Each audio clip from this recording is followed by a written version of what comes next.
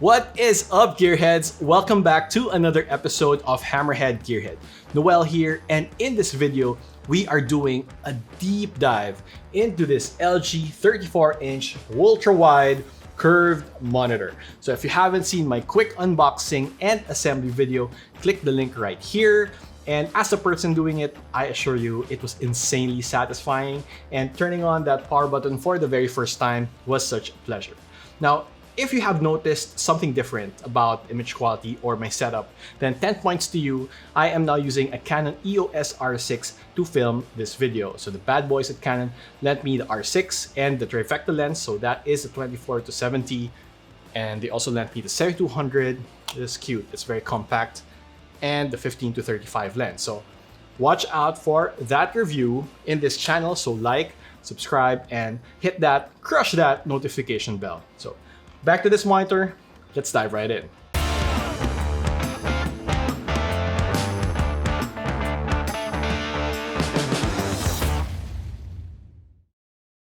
First, the hard specs. So it's a 34-inch ultra-wide curved monitor, 21:9 aspect ratio, so that's a lot of screen real estate for those of you who need to multitask all the time. 3440 by 1440 resolution, so it's not 4K, but for video editors, I always say that it is a workspace monitor. So you have your timeline, source monitor, program monitor, and assumes that you have a reference monitor for playback, whether it's Atomos Sumo or your Atomos Neon. But not to take away from the image quality though of this monitor, it's still stellar, it's still spectacular. It's an IPS display, which basically means that the image is consistent and the colors are consistent from any viewing angle, and then features HDR10, so the details from your highlights, from your shadows, and the contrast properly and accurately displayed. Next, I want to highlight some of the key features of this monitor. So first is the on-screen control. So once you have the software installed, all you have to do is pop it up. And this is a very nifty toolkit software that you can control the monitor with. So for example, the screen split, which we'll get into later, monitor settings, so you don't have to go into the hardware menu, application presets, so you can have custom settings for each and every application that you have. So let's say for Photoshop, for Premiere, for Word, for Excel, that is very handy.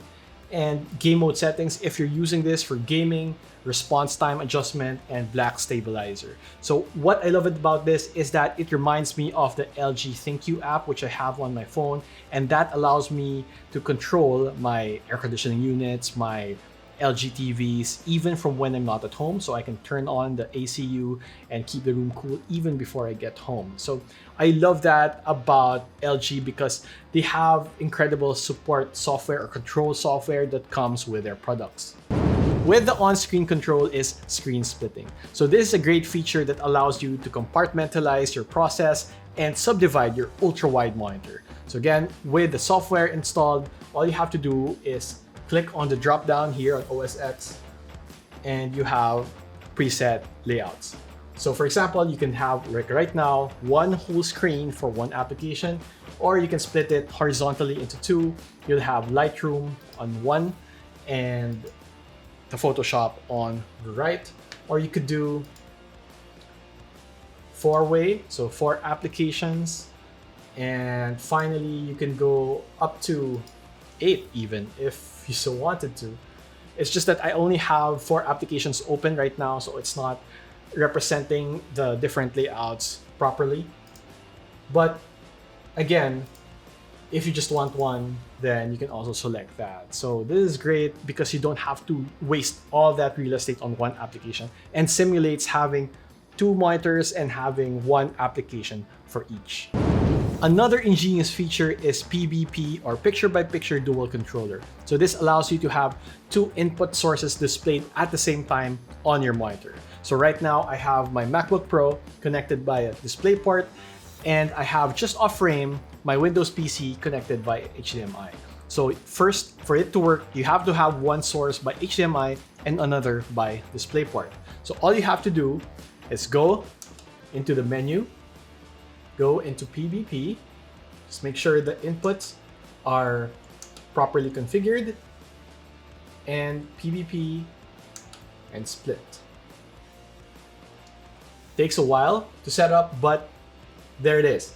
So on the left is my Windows PC, and on the right, a continuation of my MacBook Pro. Now, because they both have the dual controller software, this is why it works. But also because they're connected via the same Wi-Fi or network, I can actually span both Windows and Mac with just one mouse and control both with one keyboard. So I just had this extra mouse right here to set up the Windows PC beforehand, but I could just take it out and I could continue to use it. So again, this is a great feature for those who want to work with multiple sources, and as you will see later, how I would use it for live streaming. And of course, you can't not notice the physical features, such as the borderless design and the arc-line stand, which has a very small footprint. And I love it because it allows me to still have space underneath my monitor. So whether I'm having a HyperDeck Mini or my 8M Mini Pro or an Intuos, I still have space and I don't have any of that clutter that I really despise. And it also has max audio because it has its own speaker system inside. Before we move on to the practical applications of this monitor on my work, I want to touch on that long-standing debate or discussion between the dual monitor setup versus the UltraWide Curved Monitor. So for the record, I am of the old school. I loved my dual monitor setup.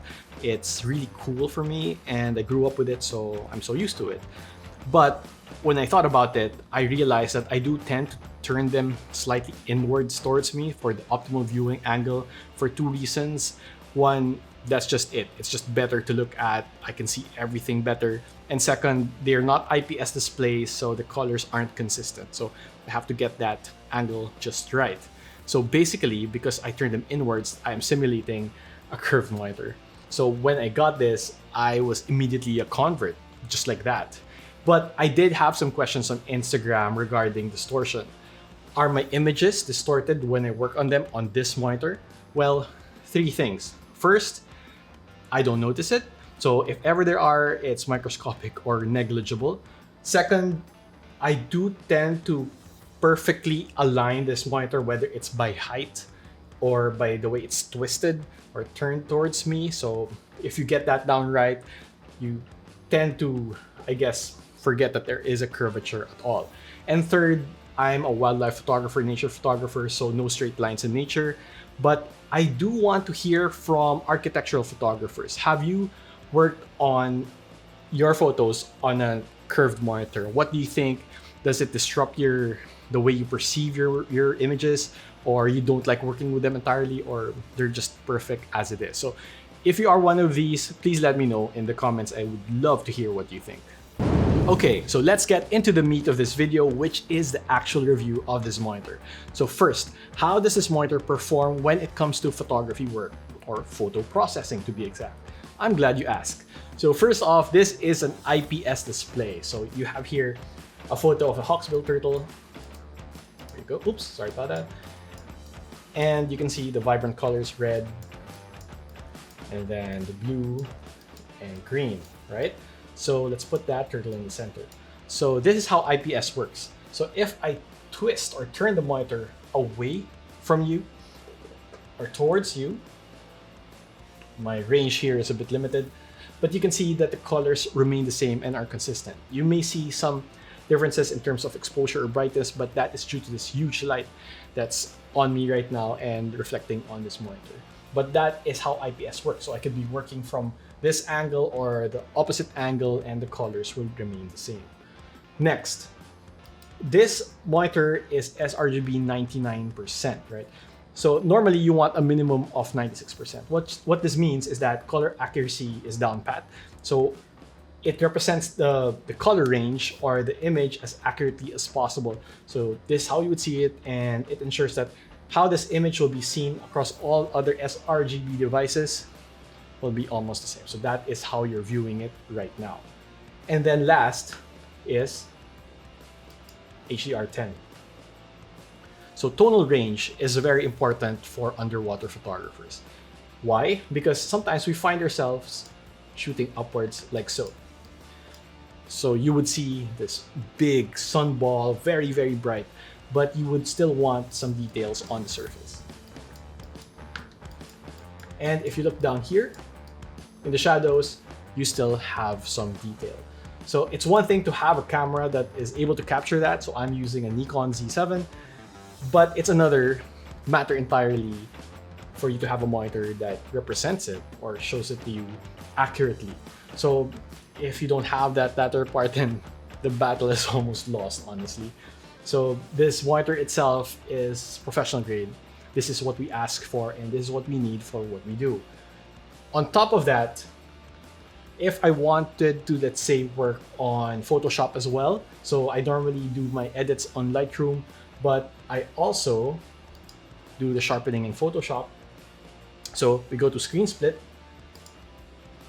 and now, let's say I export this to Photoshop, I can work on it here and then see my edits updated here on the side. So it adds that efficient multitasking capabilities to your work or to your pipeline. Next up is video editing and animation. And I personally believe that this is what ultra-wide monitors are made for. Because video editing, let's say on Premiere, on Final Cut, or DaVinci, or animating in After Effects, these are time-based workspaces where you need a wide canvas for your timeline. So you can see more of your video at a glance. So as you can see here, this is my last review on the 8-15 fisheye for Nikon. You can check the video right here. And I can scrub through the whole thing. Makes the process a lot easier and it's more efficient. And now I'm simulating how a reference monitor would go with this ultra-wide monitor. So this is my workspace. And then playback would be, let's say, again, on an Atoma Sumo or Neon right here. So it's the perfect tandem. And if I wanted to, let's say, add titles, I could use screen split again to have both Premiere and After Effects on the same screen. So it makes multitasking so much easier yet again. Next, let me show you how this ultra-wide monitor is best suited, if not perfect, for live streaming. So when I do live streams, I have two workstations, a control workstation and a streaming workstation. And ever since I got this monitor, I have both synced up or connected to this baby. So right here on this workstation, or at least this display, is my ATEM software control for controlling my ATEM Mini Pro and my HyperDeck Studio Mini. So the ATEM is, the Mini Pro is for switching HDMI and the HyperDeck is for playing back video. And if you connect it to the Mini Pro, it acts like another camera. Now, I don't have the actual software because I don't have the gear here. So this is actually an image from the web, but you know, it should do. And then on the ultra-wide itself, I use screen split to subdivide it into 4. So I have OBS, and then I have my script, and then YouTube Live Studio, and then Live Producer for Facebook. So I can see everything at a glance. And then finally, on the streaming workstation would be StreamYard, which is a cost-efficient way to show comments from YouTube and Facebook Live on screen. So that's why I use that. So what features make this work? So again, screen split, subdivide the screen, and dual controller, because now I can control both workstations with just one keyboard and one mouse. And this enables me, this is it. This enables me to live stream professionally from the comfort of my own home. Lastly, and it's going to be a sin for me not to mention this, the ultra-wide is also great for watching films, gaming, and other downtime activities. So for example, watching videos like The Mandalorian that was filmed in 2.35:1 or 21:9 aspect ratio, there are no bars at the top and the bottom. So it's a more immersive and I guess enveloping experience. Next, for gaming, I am a big fan of Thrones of Britannia or Total War, the whole franchise. So you can see I have a bigger space to see my map, again, more immersive. And one thing though you have to be very careful of is that a wider screen means more pixels. So make sure that you have a strong enough computer graphics card for, let's say, playing FPS games and such. Lastly, let's say I would like to watch a tutorial. I could play the tutorial on one side, and then using screen split, I can have Photoshop or the corresponding software on the right. So again, I would have to say I get to use this monitor 100% of the time, both for work and for play. Okay, so I've outlined all the features and the strengths of this monitor and how it helps me a lot with my work. How about improvements? What are the aspects that I wish that LG worked on a bit more? Just one, and it's very minor and very polarizing and controversial. It's just the manual. I'm a big nerd, so I read manuals from cover to cover. And this monitor did come with some documentations, but it was more about flyers, in the form of flyers, and more on assembly warnings rather than the operation of the monitor itself. It did come with a CD, but come on, it's 2020. Who has CD drives? Fortunately, I did. Or I do, and I popped it into my Windows PC, accessed it, and transferred it as well to my Mac, and it was very cumbersome to access, and it didn't have, if I'm not mistaken, anything on the software features, or maybe I had a hard time accessing it. So when it comes to the PBP dual controller and the screen split, I actually have to search online forums, tutorials on YouTube on how to make it work properly. So I just wish that for future units or future models, LG would just have everything on one USB, everything accessible through that USB. Although I know software can be dated, you could download it eventually anyway, but at least you have everything from the get-go. So other than that, there's nothing else that I'm crying about, because this monitor is awesome as it is. And so we've reached the end of this deep dive into this LG 34-inch ultra-wide monitor. So LG, thank you very much for this. It has improved on my workflow exponentially, and it has allowed me to do more within this ecosystem here in my home, just by myself. So again, thank you. For you guys, I want to hear your thoughts. Is this something that you would like to add to your studio or for gaming, or is it an unnecessary expense? Make yourself heard in the comments. I want to hear what you think. If you want to see more of my work, check out my Instagram, Noel Guevara Photo. Cheers guys, I will see you in the next video.